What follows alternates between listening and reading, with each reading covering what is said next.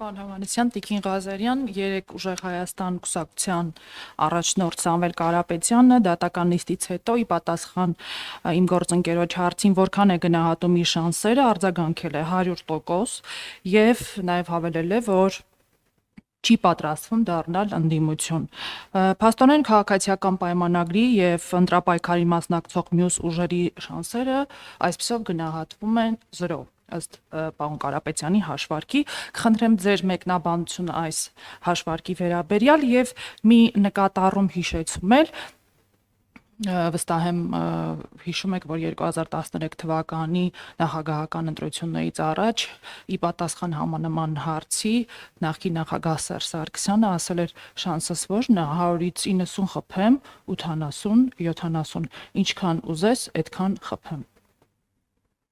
Շնորհակալություն։ Դե չգիտեմ Սամվել Կարապետյանների հաշվարկների տրամաբանությունը, նախ Սամվել Կարապետյանը ոչ պատգամավորի թեկնածու է,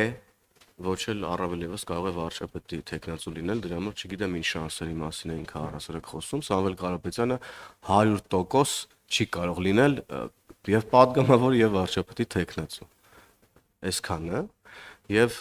ես պետքա երկրորդեմ երեկվա նաեւ վարչապետի ելույթում հնչած միտքը առայն որ ժողովուրդն է որոշում ով քանի տոկոս հավանականություն ունի, ով քանի տոկոս վստահություն ունի եւ շանս ունի եւ ժողովուրդը հունիսի 7-ին կորոշի եւ հունիսի 7-ին ժողովուրդը պետք է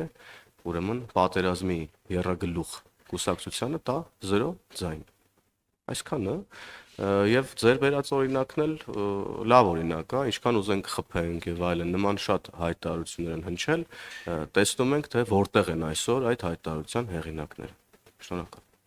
Եթե Տիկին Ղազարյանը ասելիք ունի, բայց երևի թե